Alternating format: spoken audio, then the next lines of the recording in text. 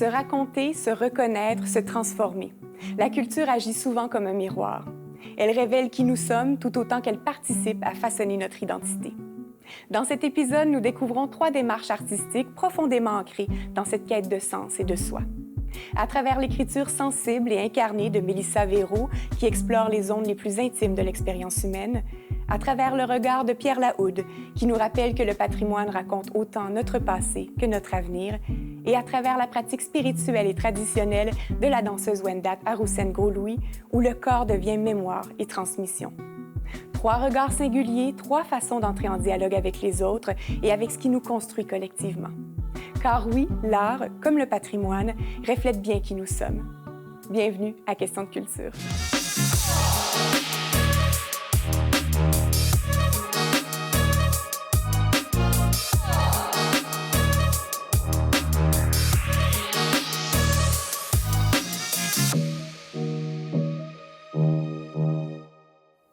Autrice, traductrice et enseignante, Mélissa Véro construit une œuvre littéraire sensible où l'intime devient une porte d'entrée vers l'universel. Romans, récits jeunesse, poésie, peu importe la forme, elle explore avec finesse les émotions humaines, les liens familiaux, les fragilités et les zones floues de l'identité. Lauréate de plusieurs distinctions littéraires, elle fait rayonner une écriture incarnée, profondément humaine, qui trouve écho chez un vaste lectorat.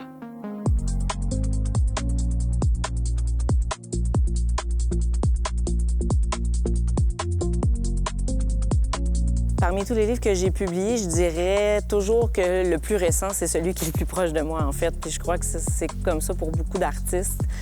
C'est notre œuvre la plus contemporaine à qui on est dans le quotidien, dans la vie actuelle. Donc, elle représente davantage l'évolution de nos valeurs qui on considère être dans le monde.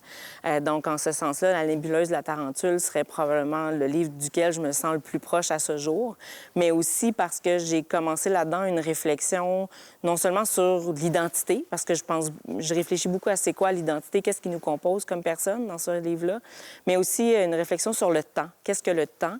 J'ai fait beaucoup de recherches scientifiques assez poussées là, sur la notion du temps, puis j'ai essayé de récupérer ça puis d'en faire une matière esthétique intéressante. Et ça, c'est vraiment une réflexion qui continue de m'habiter, que j'ai envie de poursuivre. Donc, en ce sens-là, finalement, le livre qui me représente le plus, c'est celui que je considère qui m'a amené à explorer des nouvelles voies, qui me pousse vers l'avenir, finalement, qui me donne envie de poursuivre dans l'écriture. Donc, La nébuleuse, assurément.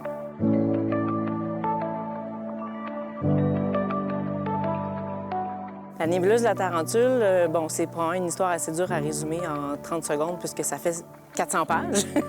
En fait, c'était 500 au début, mais on a réduit.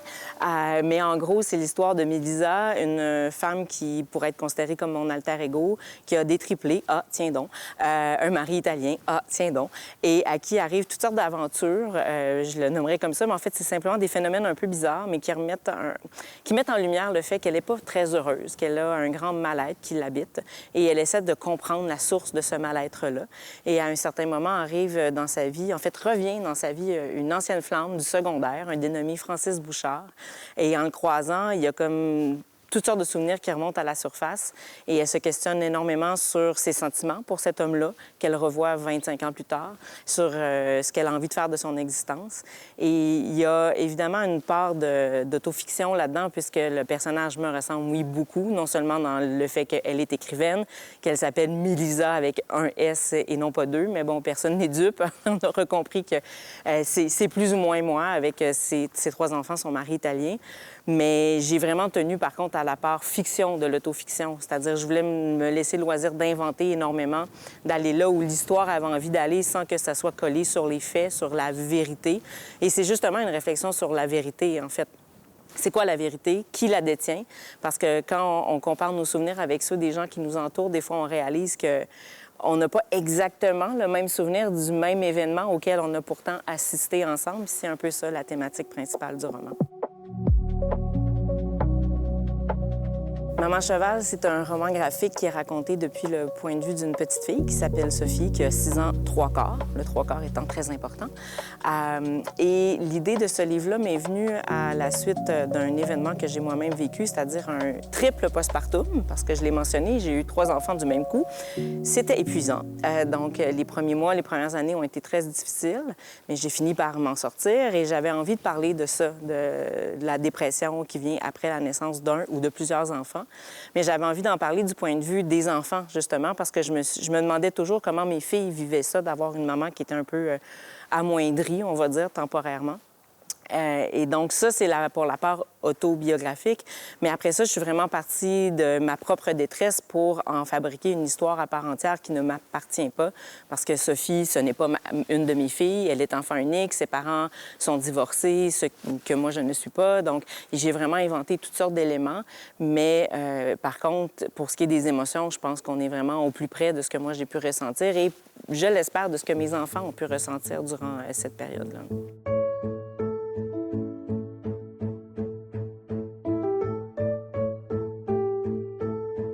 En dessinant, je me suis rendu compte que les idées ne venaient pas de la même façon que lorsque j'écris.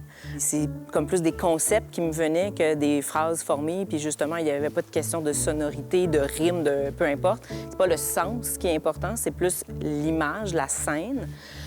Mais ça a influencé l'écriture. J'ai vraiment développé Maman Cheval en parallèle. D'un côté, il y avait le texte, de l'autre, les images, et les deux se nourrissaient mutuellement. J'écrivais un peu le texte, j'avais une idée pour une image, j'allais la faire, mais en faisant le dessin, il y avait une autre idée qui me venait pour le texte, donc il y avait vraiment une sorte de contamination positive qui s'effectuait. Et maintenant, je réalise que je réfléchis beaucoup en images, même quand j'écris pas un texte qui est nécessairement destiné à être un roman graphique. Mais là, je me pose une question que je m'étais jamais posée auparavant. Quand j'ai une nouvelle idée pour un projet, je me dis, mais ça, est-ce qu'il va être illustré ou pas? C'est une porte là, qui est toute nouvelle pour moi. Avant, je ne l'envisageais pas, mais maintenant, je dois me la poser en amont au tout début du projet parce que les deux possibilités existent maintenant.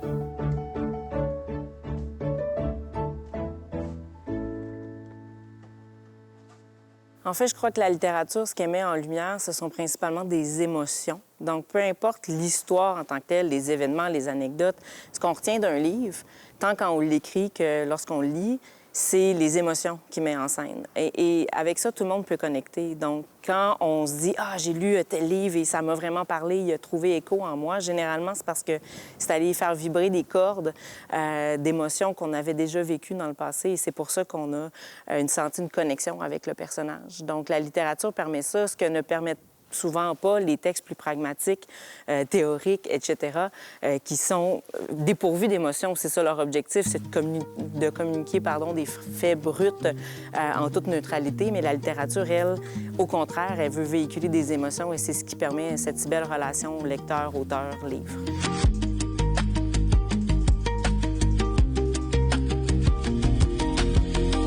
La frontière entre vécu, réel et fiction est souvent très poreuse et difficile à distinguer. Je disais souvent à la blague que par rapport à La nébuleuse de la tarentule, qui est assurément le livre dans lequel je me suis le plus révélée, que j'ai le plus utilisé de matière vécue, que moi-même, je serais bien normal de pointer les endroits qui sont vrais et les distinguer de ceux qui ne le sont pas. Parce qu'il y a un moment où tout ça s'est confondu dans ma tête. Puis le souvenir étant une chose un peu floue, un peu malléable, parce que dans le fond, un souvenir, comment ça fonctionne, c'est qu'on se rappelle du dernier souvenir qu'on a eu de l'événement et non pas de l'événement en lui-même. Bien, il y a eu un moment où ce que j'ai écrit sur le souvenir, c'est greffé au souvenir réel. Donc là, pour vrai, moi-même, je suis un peu mêlée. Je ne sais plus qu'est-ce qui est vrai, qu'est-ce qui n'est pas vrai. Donc, c'est vraiment difficile. Puis je pense que ça serait prétentieux de dire « oui, je suis capable de dire ça, ça m'est arrivé, ça, non. » Parce que, puis souvent, c'est des détails. Les gens réalisent peut-être pas que dans un livre, il y a beaucoup d'autobiographies, même les livres qui se prétendent entièrement fictifs. Mais souvent, c'est dans des choses pas si pertinentes. C'est comme, la mère du personnage, elle a des caractéristiques similaires à ma mère. Ou le personnage a rêvé à telle chose la nuit dernière, j'ai comme prêté un de mes rêves. Mais c'est pas l'histoire, c'est pas le fil narratif, c'est vraiment juste de petits détails. Et moi, je m'amuse à faire ça, à venir un peu immiscer comme ça des détails issus de ma vie, puis à les injecter dans la fiction. Mais je pense qu'il faut arrêter de se poser la question, en fait, parce qu'il y a une chose dont je suis sûre, c'est que les livres sont vrais. Les livres, la littérature appartient à la réalité. Elle en fait partie intégrante. Quand vous vivez une émotion parce que vous avez lu un livre, bien, cette émotion-là, elle est réelle. Vous n'avez pas à vous dire « Ah, bien là, c'est pas une vraie émotion parce que dans le fond, c'était une fiction, donc c'est comme une sous-émotion. » Non, vous avez été triste, vous avez pleuré, vous avez ri en lisant le livre, bien ça, c'est vrai. Puis pour moi, c'est ça qui est le plus important, en fait. C'est pas tant de savoir ce qui est vrai dans le livre, mais que ce qui a été communiqué est vrai.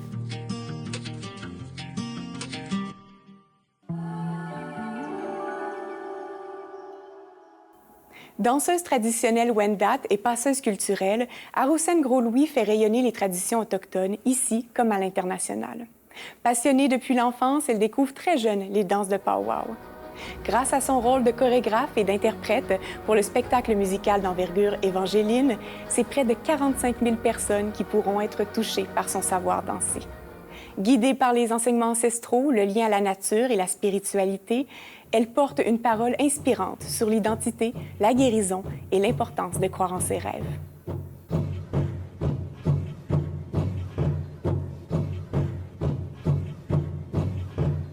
Le style de danse clochette, j'ai commencé à la faire, en fait, après être entrée dans le chemin rouge. Pour les Premières Nations, le chemin rouge, c'est le chemin spirituel où tu marches dans les empreintes de tes ancêtres. Ils vivaient avec leur spiritualité toujours vivante et ils transmettaient cette culture, les coutumes aux prochaines générations. Donc moi, j'ai emprunté ce chemin-là en 2014 et c'est le plus beau chemin que j'ai jamais parcouru. C'est pas toujours le plus facile, mais c'est le plus beau. Donc c'est grâce au chemin rouge où j'ai décidé de commencer à travailler sur ma robe clochette. J'ai décidé de la faire de la façon plus spirituelle. Dans le fond, la danse clochette, c'est la danse de la médecine. On est porteur de prière dans cette robe-là. La façon spirituelle de confectionner la robe, c'est qu'à chaque jour, je dois prendre du tabac, qui est l'herbe de la gratitude, et je dois faire une prière pour moi, mais surtout aussi pour les gens qui en ont besoin. Je peux faire des prières pour la terre-mère, pour la protection des eaux, de la nature. Donc, à chaque jour, je dois prendre le temps d'allumer mes herbes sacrées, de mettre l'intention, la prière dans le tabac. Ensuite, d'insérer le tabac dans une pochette que je vais insérer dans la clochette et d'aller la poser sur la robe. C'est un processus, pour moi, qui me prend environ 15-20 minutes par jour. On fait ce processus d'apposer une clochette pendant 1 an. Donc, lorsqu'on a apposé nos 365 clochettes avec nos prières à l'intérieur, on dit qu'on est prête à procéder à la danse pour la guérison. Donc, ça a été pour moi d'abord une belle guérison parce que là, je ne dansais plus pour nourrir, je dirais, mon ego. Mais là, je dansais vraiment pour les gens, pour mes prières. Donc, c'était vraiment quelque chose de différent pour moi. Puis ça m'a beaucoup appris, justement, à ne pas danser pour aller chercher le regard, pas aller chercher l'amour à l'extérieur, mais faire le contraire, de m'intérioriser, puis de donner aux gens toute ma spiritualité, puis mon amour pour leurs prières, pour mes prières, pour eux. Donc, ça m'a vraiment nourrie dans mon chemin spirituel. Puis je pense que la robe clochette m'a d'abord donné la médecine à moi-même pour qu'ensuite je puisse, au fur des années, la transmettre aux gens.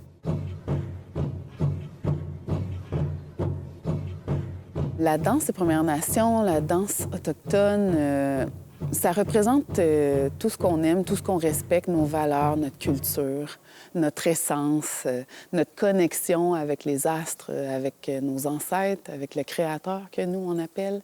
Donc, c'est pas des mouvements qu'on peut dire qu'on compte 1, 2, 3, 4, 5, 6, 7, 8. Là. C'est pas du tout comme ça. C'est en connexion, c'est d'inspiration, c'est tout ce que je porte de ma culture, des cérémonies que j'ai vécues, de mon essence, ce qu'on m'a transmis, mes origines.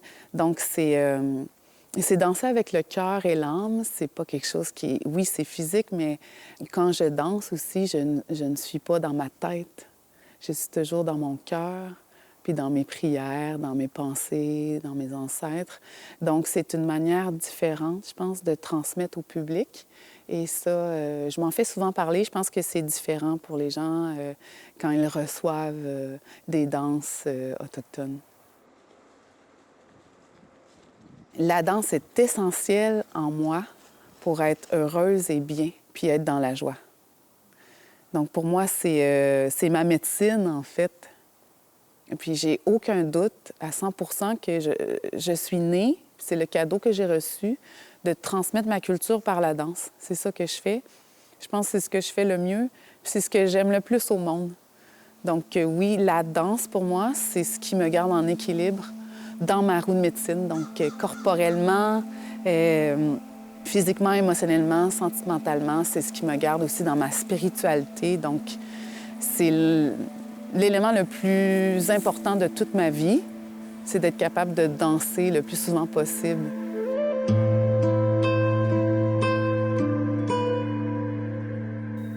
J'aimerais, moi, transmettre par la danse, en fait, l'importance de nos racines, l'importance de nos savoirs ancestraux, l'importance de se connecter à ce que nos ancêtres ont vécu pour mieux se connaître aussi, pour mieux connaître notre bagage aussi intergénérationnel, ce qui nous permet de mieux s'identifier, de mieux se connecter à nous. Puis je veux transmettre par la danse la joie de vivre. Quand on a quelque chose qui nous nourrit, qui nous donne de la joie, bien, c'est ça le plus important, puis c'est vers là qu'il faut aller. Tu sais, d'écouter à l'intérieur. Puis malgré l'âge, malgré ta couleur, tu peux créer et faire ce que tu aimes dans ta vie. C'est ça que je veux transmettre aussi aux futures générations. Parce que j'ai réussi. J'ai réussi à vivre de ce que j'aime le plus au monde, de ce qui me nourrit de joie. C'est la danse, mais c'est surtout de transmettre ma culture, qui est si belle, à grande envergure. C'est ça que je voulais, c'est ça que je veux, puis c'est ça que je veux transmettre à moi, puis surtout à mes élèves, que je transmets la passion, la joie d'être Première Nation. J'oublie jamais de leur dire « Retroussez vos épaules, levez un peu le menton, puis soyez fiers de qui vous êtes. Soyez fiers de votre culture parce qu'elle est belle, puis on est beau. »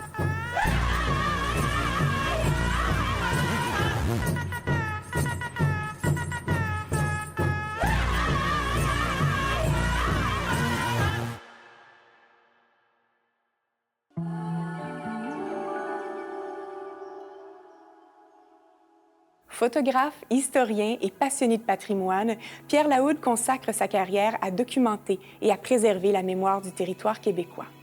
Reconnu pour ses impressionnantes photographies aériennes, il capte autant la beauté des paysages que les traces de notre histoire collective. À travers ses images, ses ouvrages et ses conférences, il nous rappelle l'importance de protéger ce qui façonne notre identité culturelle et notre rapport au territoire.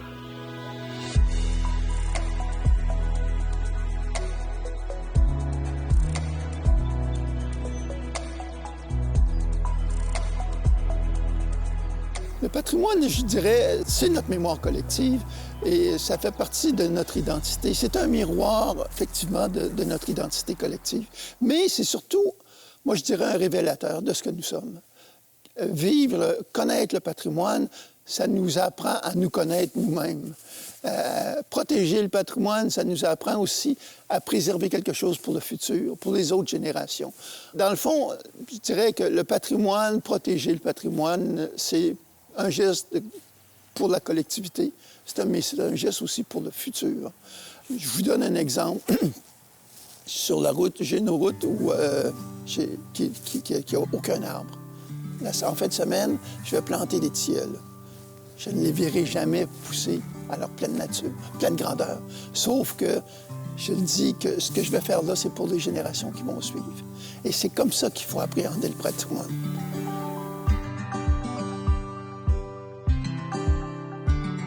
Quand je photographie un lieu patrimonial, ce qui m'intéresse au départ, c'est, je dirais, l'esprit du lieu. comment est construit ce paysage-là, ou cette architecture-là, ou cette ville-là. Comment ça s'est construit, comment ça s'est installé sur le territoire. Et comment les gens qui ils l'ont construit ou ont bâti ces sites-là, comment ces gens-là ils le vivent, comment ils s'intègrent aussi dans cet environnement-là. Parce que quand on parle patrimoine, on parle d'intégration, on parle d'harmonie, on parle de beauté. Et tous ces gens-là vivent dans un cadre particulier. Et c'est ce qui m'interpelle. J'aime beaucoup essayer de comprendre pourquoi telle personne, telle ville s'est créée à cet endroit-là. J'aime beaucoup ça.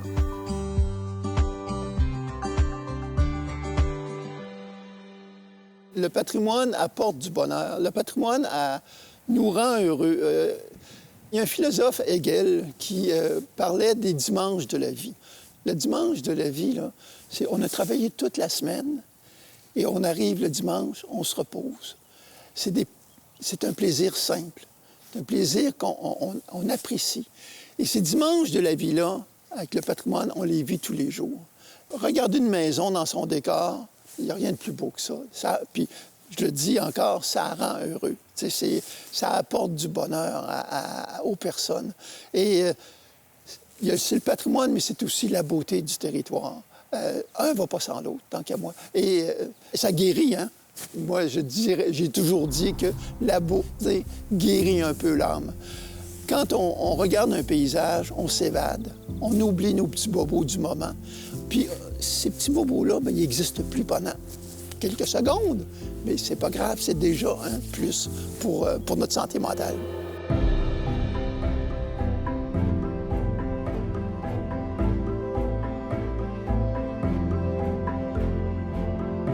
Il y a beaucoup de lieux patrimoniaux qui viennent me chercher. Un des beaux exemples que j'ai, c'est Rivière-Ouelle. À Rivière-Ouelle, il y a un méandre de la rivière et il y a une adaptation avec les cultivateurs du lieu. Je dirais qu'il y a une symbiose entre le milieu naturel et le milieu humain. Ces deux-là sont imbriqués l'un dans l'autre et ça donne des vues du ciel, des compositions, mais absolument uniques, absolument exceptionnelles. Ça, c'est un lieu qui me touche beaucoup, qui m'interpelle. Et écoutez, là, même si ça fait 50 fois que je le survole, encore à l'automne, quand les blés seront mûrs, je vais retourner pour aller voir le contraste entre la culture du blé, le cours d'eau, les méandres de la rivière. Il y a d'autres lieux aussi qui m'interpellent, comme, je vous dirais, la ville de Québec. La ville de Québec, là, pour l'historien que je suis, c'est une ville héritée du 17e siècle en Europe.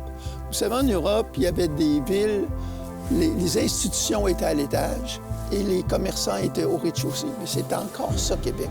Les institutions, le séminaire, les Augustines, les Ursulines, l'hôtel de ville sont tous à l'étage et les commerçants sont tous au rez-de-chaussée, comme Place Royale. Et ça, je me dis, c'est un vestige du 17e siècle, mais qui existe encore, qui est encore très courant dans notre actualité.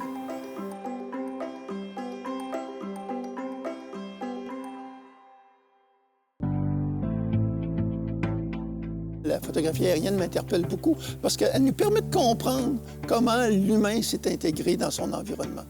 Et je pars avec un petit avion, un petit Cessna 172, la fenêtre ouverte. La fenêtre ouverte, ça va très bien l'été, mais je vous dirais que la fenêtre ouverte, à moins 40 l'hiver, les petites mains sont un peu gelées. Et il y a un petit coup de froid qui rentre, mais ça nous permet d'admirer un paysage exceptionnel parce que le Québec est un territoire absolument fabuleux et un territoire, je dirais, diversifié. Et seul l'avion nous permet de découvrir ce territoire-là. Alors, c'est pour ça que je vole constamment.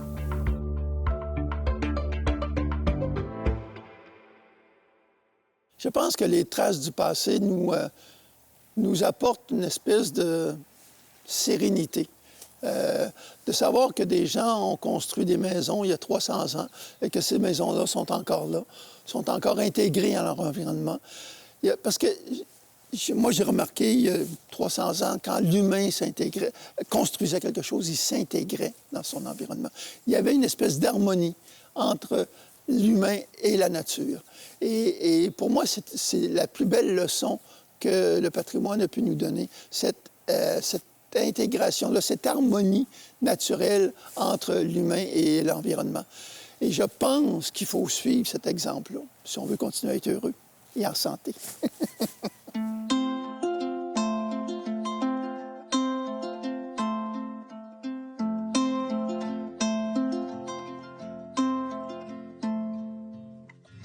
Si le patrimoine peut nous apporter une chose comme collectivité, je le dirais, c'est d'apprécier la beauté, de vivre le présent, évidemment, mais de le vivre en concertation avec cette nature-là qui est exceptionnelle, cette architecture-là qui est exceptionnelle, ce territoire-là qui est à couper le souffle. Et on a un devoir comme collectivité de vouloir protéger ça. Parce que, écoutez, quand on détruit un patrimoine, il ne revient pas, là. Il est perdu à jamais. Et ça, là, pour moi, c'est impensable. Le patrimoine doit durer dans le temps. Il doit vivre longtemps. Et protéger le patrimoine, c'est une action individuelle, mais aussi collective. La société doit, à mon avis, vouloir garder les traces de ce passé-là pour que les gens, plus tard, les générations futures, comprennent comment on a survécu dans un pays difficile, dans des conditions difficiles, mais tout en restant en harmonie avec son environnement.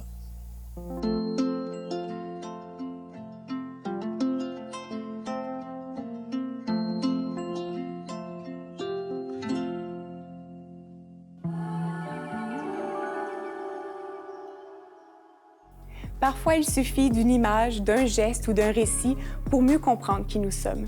Les artistes présentés aujourd'hui nous auront rappelé que la culture ne sert pas seulement à créer, elle sert aussi à transmettre, à préserver et à révéler.